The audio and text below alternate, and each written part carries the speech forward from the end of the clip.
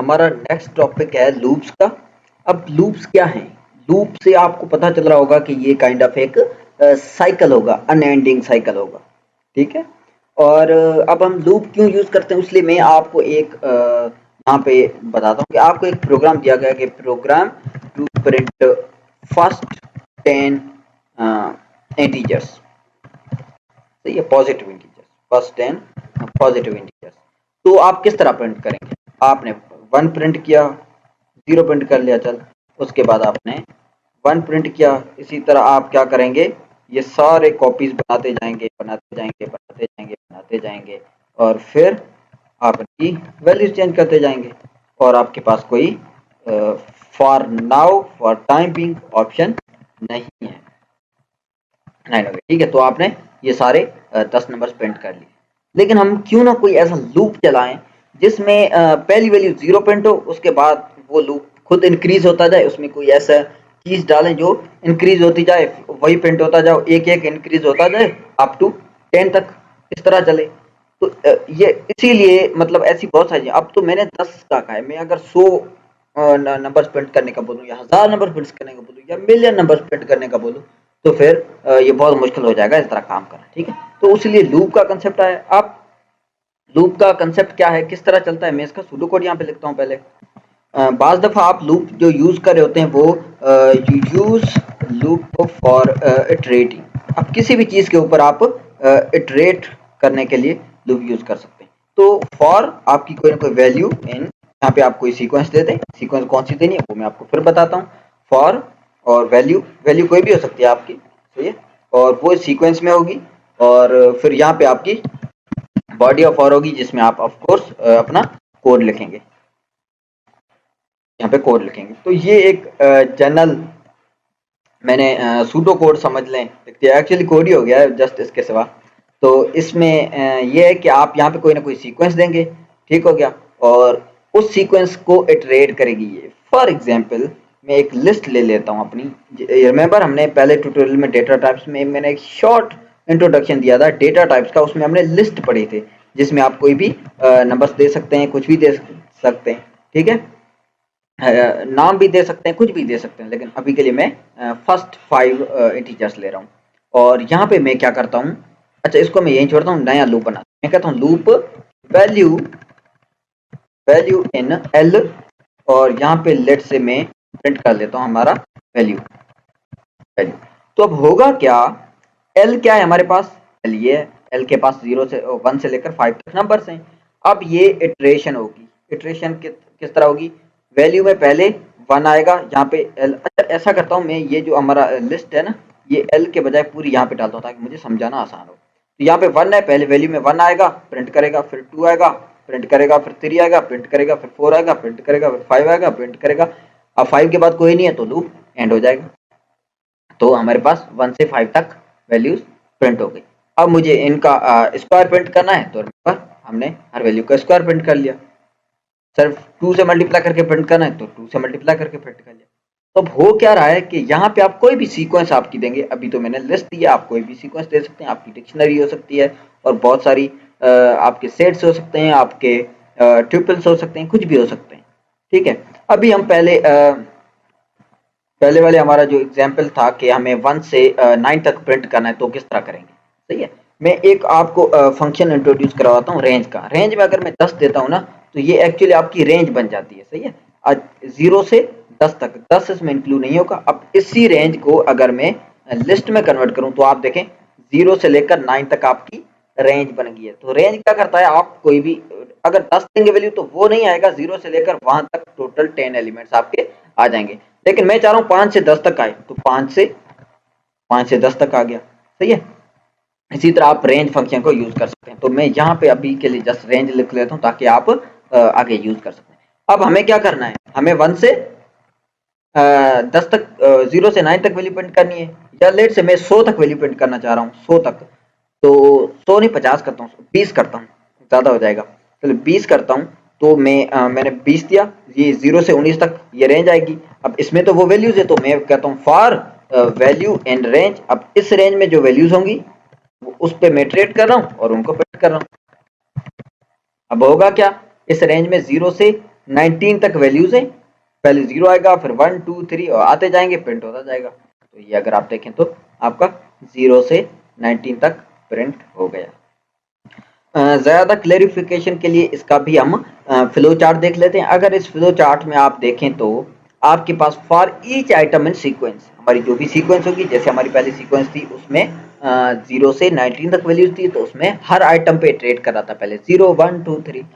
अब हर आइटम पे सीक्वेंस करेगा। अब लास्ट आइटम अगर रीच नहीं किया है ना, तो फिर लूप की बॉडी चलाता रहेगा फिर से। अगर लास्ट एलिमेंट तक पहुंचा है नहीं, तो फिर लूप की बॉडी चलाओ, चलाते रहो चलाते रहो चलाते रहो जब तक आपका लास्ट नंबर आ जाए। अगर लास्ट नंबर आ गया यस, तो फिर लूप बंद कर देगा।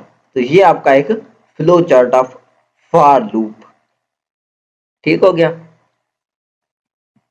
एक और एग्जांपल लेते हैं कि भाई मेरे पास मुझे 1 से 0 से 19 तक का सम लेना है, या 1 से 20 तक का सम लेना है। तो मैं 1 से 20 तक सम लेना है, तो मैं 1 से 21 तक करूंगा। याद है, लास्ट वाला नंबर आपका सीक्वेंस में नहीं आता है, तो ये क्या हो जाएगा, 1 से 29 तक आ जाएगा सम। अब मैं लूप करता हूँ, वैल्यू हर वैल्यू इन ये। अब आपकी वैल्यू पहले 1 आएगी, फिर 2 अप टू 20 तक वैल्यूज आती जाएंगी। अब पहले 1 आएगी, उसको मुझे सम फाइंड करना है। तो मैं क्या करता हूँ, एक अपना वेरिएबल ले लेता हूँ सम, जिसको पहले 0 दे देता हूँ। सम मैंने वेरिएबल लिया। अब मैं क्या करता हूँ, sum equal to sum plus value. ठीक है, तो ये मेरा टोटल सम आ जाएगा। अब टोटल सम किस तरह आएगा, ये कॉन्सेप्ट किस तरह मैं आपको समझाऊँ। और मैंने सम इक्वल टू सम नहीं ले सकता, सम एक एक्चुअली ऑलरेडी कीवर्ड है, तो मैं एस लेता हूँ, जस्ट एस। सपोज करेंगे हमने वेरिएबल लिया जो सम करेगा। अब देखें पहले अगर मैं आपको अभी यहाँ पे मैं आपको एक उसका बताता हूँ कि किस तरह काम करेगी। चलो, ये आपकी सीक्वेंस होगी, 1 से लेकर 20 तक सीक्वेंस होगी। तो आप पहला एलिमेंट 1 आएगा, वैल्यू में 1 आया, एस में ऑलरेडी 0 है, तो 1 प्लस 0 प्लस 1, एस में 1 गया। अभी तक एस में एक इटरेशन के बाद एस में 1 है। अब दूसरा एलिमेंट पड़ा है 2, तो उसने 2 उठाया, वैल्यू में 2 आया। अब एस में क्या था 1, तो 1 प्लस 2 3, एस को 3 असाइन हो गया। ठीक हो गया। नेक्स्ट वैल्यू इसमें है 3 वैल्यू आया, एस में अब 3 था, 3 प्लस 3 6, तो एस में आ गया अब 6। अब नेक्स्ट वैल्यू 4 आया, तो एस में क्या था 6 प्लस 4 10। तो ये अब इस तरह हर वैल्यू उठाता जाएगा, एस में सम करता जाएगा, और लास्ट वैल्यू 20 आ जाएगी। 20 के बाद कोई वैल्यू होगी नहीं, तो ये लूप एंड हो जाएगा। अब हमने ये चलाया तो एस में सम हो गया। अब हम क्या करते हैं, यहाँ पे एस को प्रिंट करके देखते हैं सम आता है कि नहीं। तो सम आ गया हमारे पास, 2 10 सम है आपका 0 से लेकर 20 तक का। तो इसको मैं थोड़ा फॉर्मली लिख लेता हूँ, यहाँ पे प्रिंट कर लेता हूँ। The sum of first 20 numbers is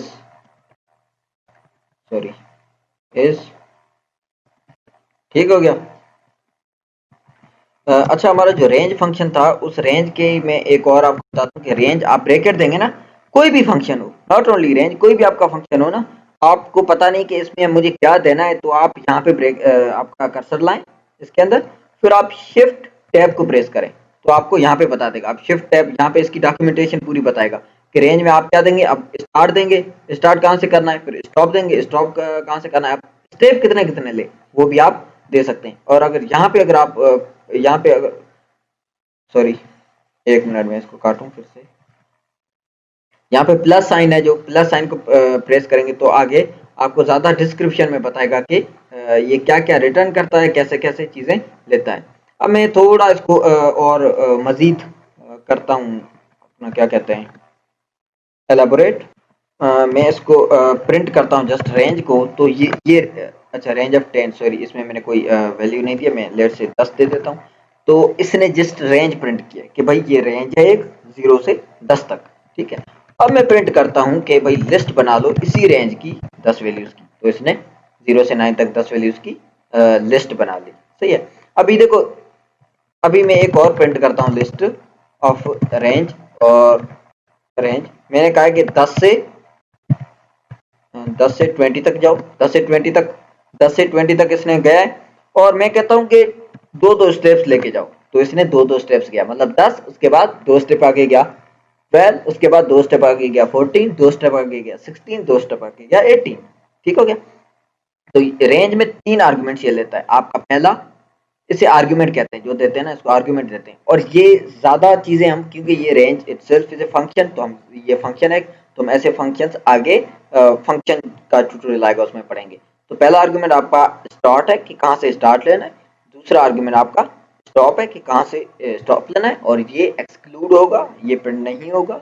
और ये आपका स्टेप साइज है कि आप कितने कितने स्टेप्स आगे लेके जाते हैं। बाय डिफॉल्ट स्टेप 1 लेता है। ठीक हो गया। तो यहाँ पे मैंने 2 दे दिया, तो अपना ये प्रिंट हो गया। मैं एक और एग्जांपल लेता हूँ। लेट से हमारे पास नेम्स हैं। ठीक है, मैं नेम्स कुछ ले लेता हूँ। लेट से एक प्रकाश नाम आ गया, एक आकाश आ गया, एक शिव आ गया, एक एहसन आ गया, एक अली आ गया। ठीक है, इतने हमारे पास नाम नेम्स है। मैं कहता हूँ फॉर नेम इन नेम्स, और यहाँ पे मैं प्रिंट करता हूँ कि भाई नेम। अब हर नेम में से नेम आएगा, प्रिंट हो गया। सही है। दूसरा तरीका ये है कि अगर मेरे पास जो नेम्स है ना, नेम्स, ये इस नेम्स की अगर मैं LEN में दूं, LEN इसकी लेंथ बताएगा कि नेम की लेंथ कितनी है। अब LEN एक ये भी फंक्शन है, इसके अंदर आप कोई भी सीक्वेंस देंगे ना, तो उसकी लेंथ बता देगा कि उसके अंदर आइटम्स कितने, इसके अंदर कितने 1 2 3 4 5, तो इसने लेंथ 5 दी। तो ये मेरी 5 होगी ना, मुझे 5 बार इटरेट करना है, तो इसको मैं अगर रेंज में डालूं, तो अब रेंज में एक्चुअली मैं क्या दे रहा हूँ, 5 दे रहा हूँ। सही है, मैं नेम्स रेंज में नहीं दे रहा हूँ, रेंज में मैं क्या दे रहा हूँ, 5 दे रहा हूँ, क्योंकि लेंथ ऑफ नेम्स क्या है, 5 है। तो रेंज के अंदर ये पूरा कैलकुलेट होके रेंज के अंदर जाएगा 5, तो मेरी एक्चुअली रेंज हो गई 0 से 5 तक। सही है। इसको मैं फॉर लूप में चलाता हूँ। फॉर लेट से आई मैंने ले लिया, आई इन रेंज। अब ये रेंज में, रेंज कब तक है, 0 से 5 तक। सही है। और मैं यहाँ पे प्रिंट करता हूँ हमारे नेम्स हैं, और रिमेंबर लिस्ट है। अगर हमारी लिस्ट है नेम्स की, तो उससे हम इंडेक्स से एक्सेस कर सकते हैं। 1 इंडेक्स पे आकाश है, तो 1 इंडेक्स पे आकाश आ गया, 0 इंडेक्स पे प्रकाश है। तो अब यहाँ पे प्रिंट मैंने नेम्स लिखा था, अब नेम्स के बजाय मैं आई दे देता हूँ, तो भी आपका प्रिंट हो गया। सही है। ये बहुत सिंपल है, इसी तरह हम लोग इसी तरह ही करते हैं। मैंने ये जस्ट एक फर्द समझाने के लिए किया है, और ये थोड़ा आपके लिए कंफ्यूजिंग भी बन रहा होगा, आई अंडरस्टैंड, लेकिन इसको भी थोड़ा समझ लें, क्योंकि कभी कभी ऐसा होता है कि आपकी सीक्वेंस ऐसी नहीं होती है, तो आपको इस तरह इटरेट भी करना होता है। मैंने क्या किया है कि जितने भी अंदर आइटम्स हैं सारे मुझे प्रिंट करने हैं, तो मैंने इसकी लेंथ ले ली, तो मुझे पता चल जाएगा लेंथ से कि इतने कितने आइटम्स हैं। मैंने लेंथ ऑफ नेम्स लिया, मुझे पता चल गया कि इसके कितने आइटम्स हैं, जो कि 5 थे।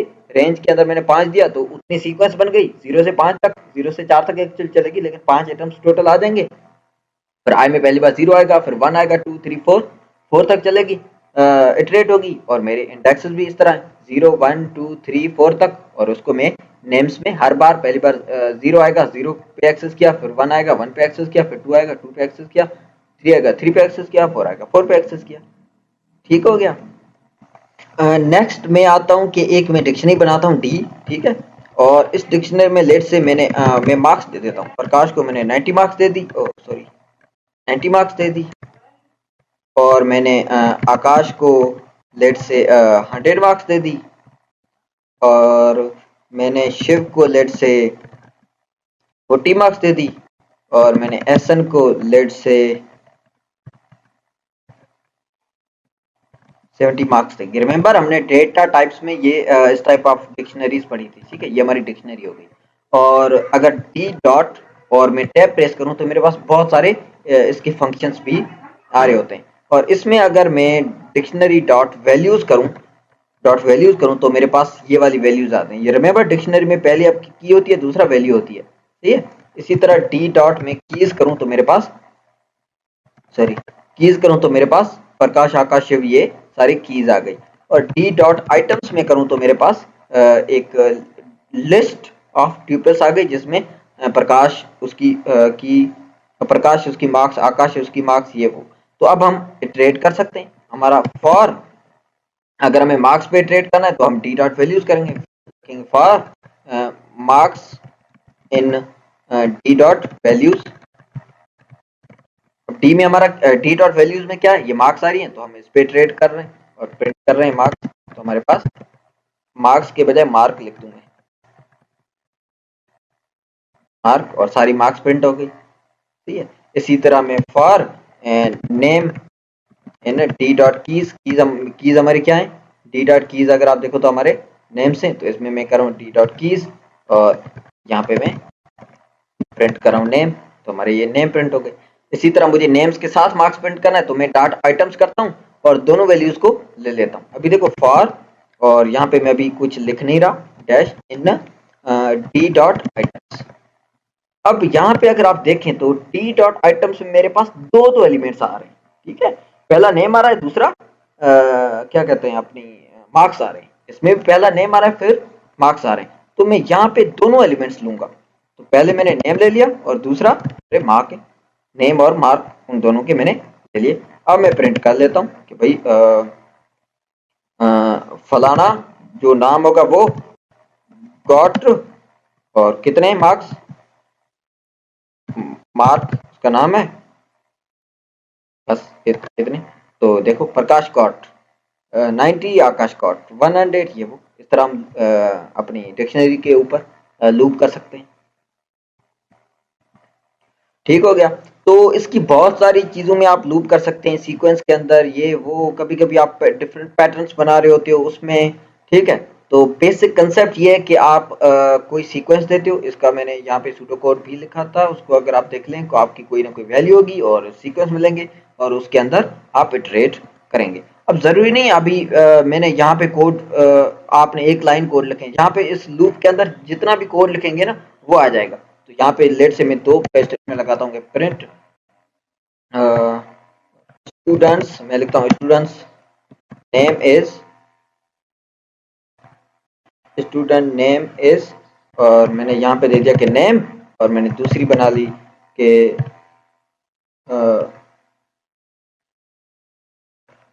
नेम इज दिस, लेट्स से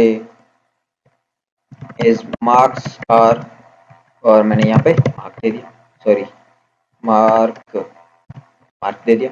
ठीक हो गया। तो पहले वाले students Prakash and his marks are this, student name Aakash and his marks are 100।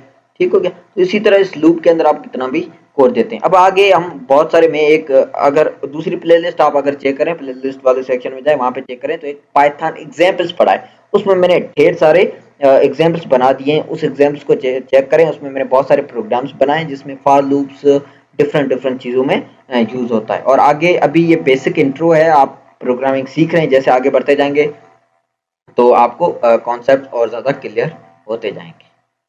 That's it, see you in next video.